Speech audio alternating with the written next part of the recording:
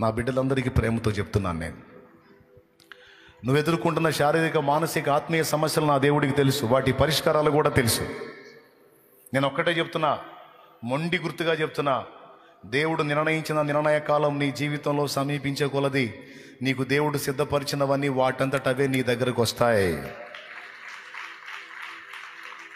దేవుడు సిద్ధపరిచిన సమయం నీ దగ్గరకు వచ్చినప్పుడు, ఆ టైంలోకి నువ్వు వచ్చినప్పుడు కావాల్సిన ప్రతిదీ నీకు ముందే సిద్ధపరిచాడు నా తండ్రి. ఎందుకంటే నువ్వు ఆయన సొత్తువి, ఆయన స్వాస్థ్యానివి, ఆయనే లోకంగా బతుకుతున్న వాడివి, బతుకుతున్న దానివి. నా దేవుడు నమ్మకస్తుడు. ఆయన్ని ప్రేమించి ఆయన ధ్యాసలో, ధ్యానంలో, ఆయన లోకంలో ఉన్న నీకు అన్యాయం చేయడు.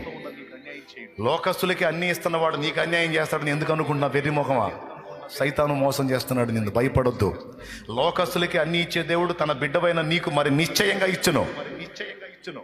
ఇంకా చెప్పాలంటే ఆయన బిడ్డవైన నీకు దాచిపెట్టినవి నువ్వు అడుగు వాటికంటే, ఊహించే వాటికంటే కూడా ఉన్నతంగా ఉంటాయి. అలాంటి శ్రేష్టమైనవి దాచిపెట్టి ఉంచాడు నీకు. తగిన కాలం వచ్చినప్పుడు ప్రతిదీ నువ్వు అందుకుంటావు. ఇప్పుడు ఏడుస్తున్న నువ్వు ఒకరోజు పగలబడి నవ్వే రోజు వచ్చింది. ఇప్పుడు ఆకలిగొన్న నువ్వు కడుపు నిండా తిని 10 మందికి పెట్టే రోజు వచ్చింది. ఇప్పుడు అవమానాల్లో నడుస్తున్న నువ్వు రేపు తల ఎత్తుకొని ఘనంగా తిరిగి అనేకులు ఎదుట ఘనపరచబడే రోజు వచ్చింది.